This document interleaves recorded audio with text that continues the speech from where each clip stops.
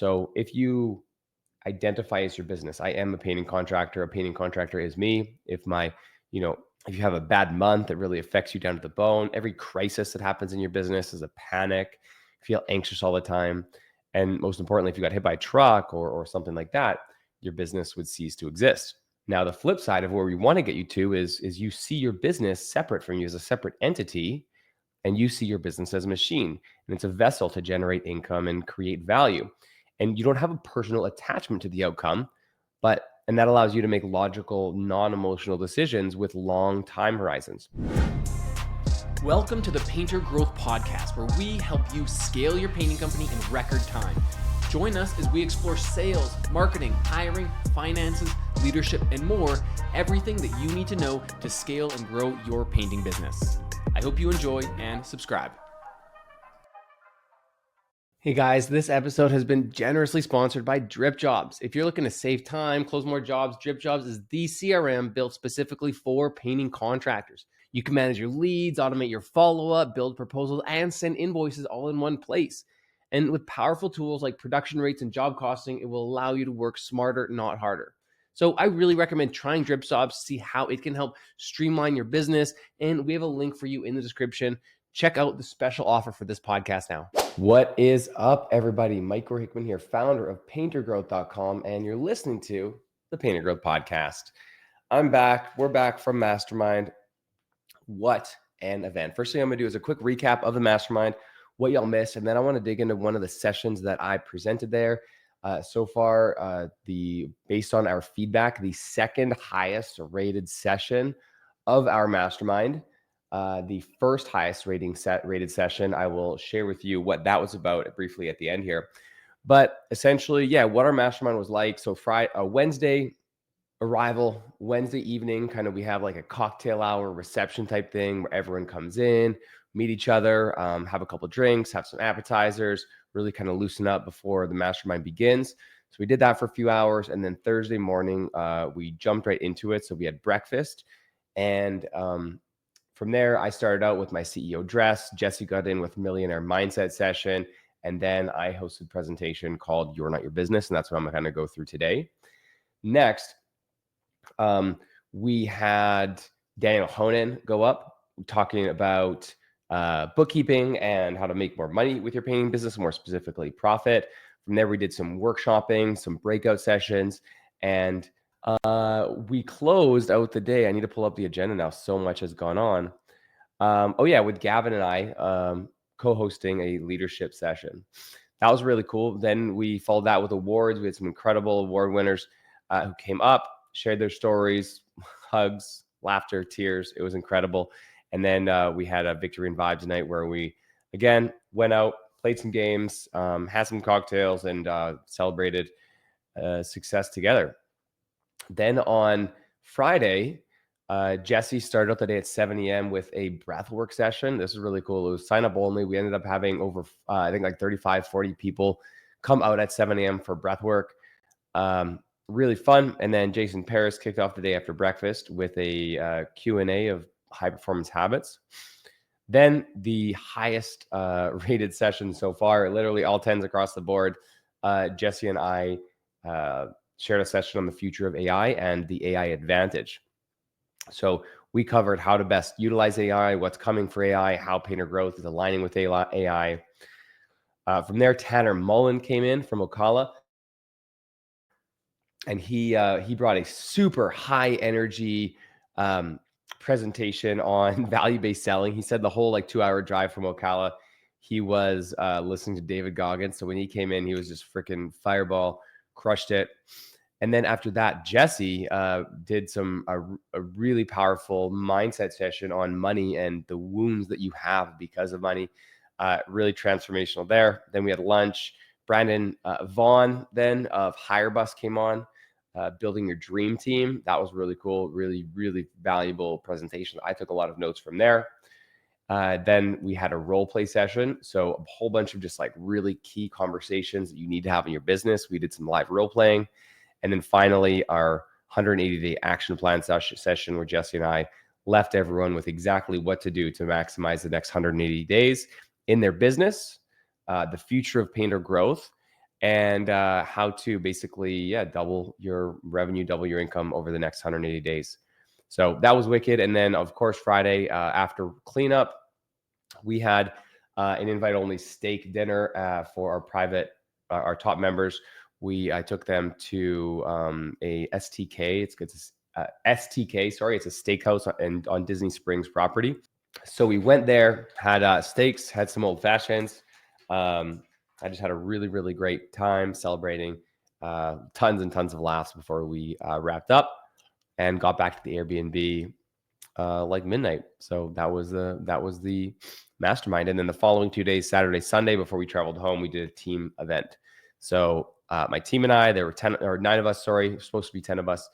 9 of us did a 2-day planning session where we actually worked on the business. Now, I told you when Jesse and I did this in Vegas in January, we had a ton of the team there doing a little offsite retreat in Orlando. And yeah, a ton of planning, got an insane amount of clarity for the business. So really stoked about that.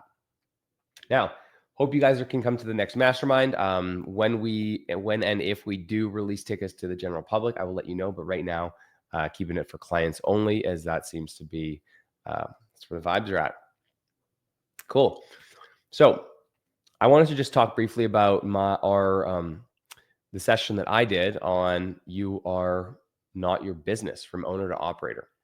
So in business, right, a lot of the time when something goes wrong in your business, it can feel like a personal attack or like a gut punch, right? And in order to like really scale a business, you need to be able to separate who you are from your business. And that's typically is really hard to do early on, right? But if you get like, if you have a bad month in your business, like a bad profit month, you can feel like a personal failure. Or if an employee quits on you, it can feel personal. Or if you get a bad Google review, it can feel like a personal attack and like completely wreck your day.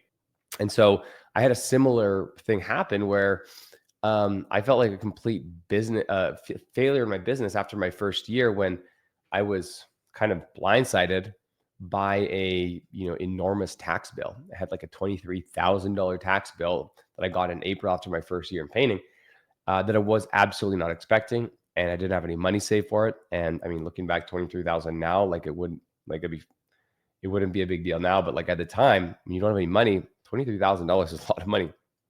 And so I got that, just about quit painting because I was so devastated, but decided to double down, figure it out, and set up systems that began kind of separating who I was from my business. And the kind of idea is we want to help you level up as a leader, because there's different levels of turning from owner to or operator to owner. And where an operator can live in hell, an owner can find freedom. So if you identify as your business, I am a painting contractor. A painting contractor is me. If if you have a bad month, it really affects you down to the bone. Every crisis that happens in your business is a panic. You feel anxious all the time. And most importantly, if you got hit by a truck or something like that, your business would cease to exist.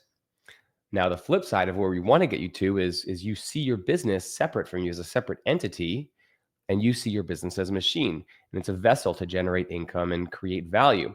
And you don't have a personal attachment to the outcome, and that allows you to make logical, non-emotional decisions with long time horizons. The longer the time horizon, the further out that you can look when making decisions, the better decisions you're going to make. Right? Owners are their businesses and operators are their business rather, and owners step back and are able to see their business as a machine.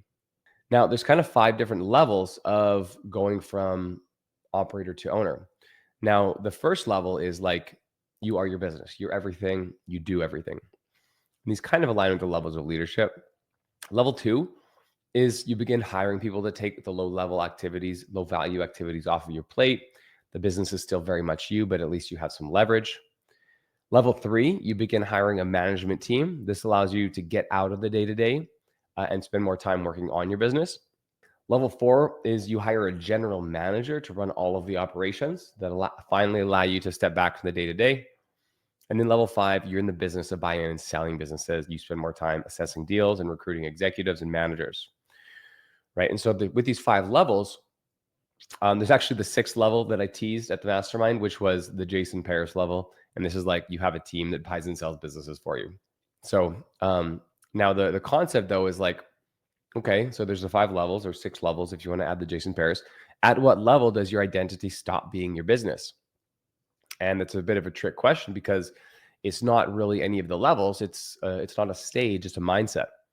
So as soon as you can give yourself permission to separate who you are from your business, you're going to be able to detach. And it's really just about separating that personal identity so that you can make long-term decision makings. And I'll talk about time horizons in a couple of minutes here. But even if your business isn't big, even if you're a solo operator or something like that, you can still adopt an owner's mindset and decision-making process. Okay, so there's kind of a big three shifts that you can make. It's like 3 plus 1, 3 plus a bonus that you can make to start shifting from a operator mindset to an owner mindset. And these are number 1, financial separation, number 2, decision-making framework, and number 3, delegation. Okay, so financial separation, a decision-making framework, and then delegation. So with financial separation, the first thing you need to do is really separate your business finances from your personal finances. So blending it is really messy. You need to completely separate. So if you're going to take a dividend, so just like a withdrawal from a business account to personal, just do it once a month and make it the same amount every month, right? And be smart about it. Or set yourself as a W-2 employee and just take a quarterly bonus when you need, right? Gone are the days where you can use your painting business as a piggy bank. So ideally, you have all of your money come into your business checking account and you put all of your expenses on a business credit card. You pay off your credit card every single month and put your excess into your business savings and about 15% of your profit in a business tax savings. And then you have your salary going to your personal checking account. You pay all your business expenses with a personal credit card. And then you have that amount, a certain amount, 20% or so, 20 to 30% in your personal tax savings, and then a personal investment account too. And then it's also important to make sure that you're making estimated quarterly tax installments to avoid that huge bill at the end of the year. And whatever plan you choose, it's fine. There's no right or wrong answer. Just make sure you stick to the plan and resist the temptation to dip into your checking account, your business checking account, as the business grows, just because you need money. Okay, so the next is like a decision-making framework. So we want you to be able to play the long game, right? Whereas an operator will make short-term decisions based on short-term gain. What's good this week, this month? Owners play the long game. What's best this quarter, this year, this decade? Operators really avoid tough conversations, whereas owners will attack conversations head on. Operators take negative feedback personally, and owners take negative feedback as an opportunity to improve. And as a bonus here with time horizons, expanding your time horizons, looking out further, will enable you to make better long-term decisions for your business. So if historically, if you look at a decision with like a short-term mindset, you're going to make a much worse decision. So for example, if the decision comes up to let a problematic employee go, we want to put it through what we call an RTV filter. R, does it raise revenue? T, does it get your time back? And V, is there long-term vision alignment? So for example, are you going to let a problematic employee go? So let's put it through this filter. R, does it raise revenue? Okay, well, let's talk through it. We're going to lose this employee and we're not going to be able to produce, we're going to only have like 3 painters instead of 4. But, maybe I can put a better painter in there. So, short term, it's going to reduce revenue. So if we just looked at it that way, it would be bad. But if we look at it over 3 months, it's like, hey, maybe we'll get 2 better painters in there that'll have a better mindset and won't be toxic with the other employees, and overall productivity go up.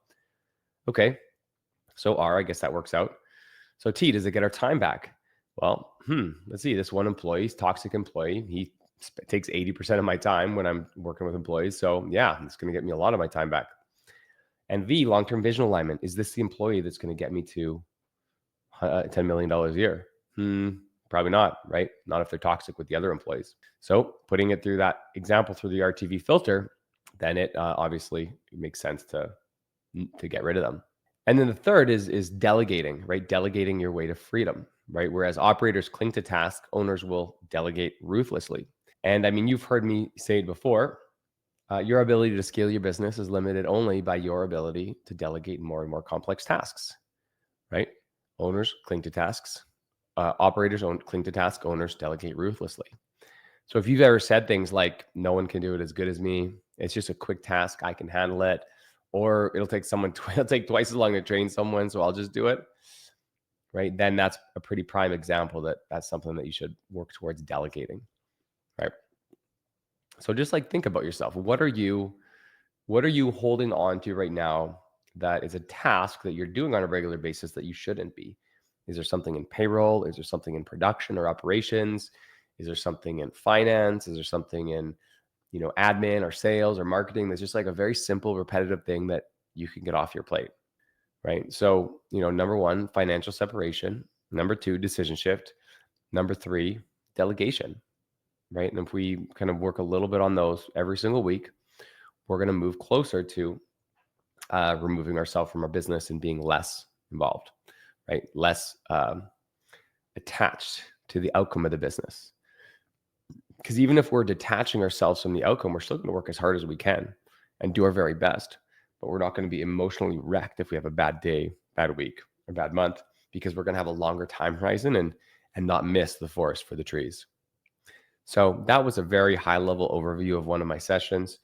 We went into a lot more detail, a lot more examples, and we also had about 20 minutes of time to work through this.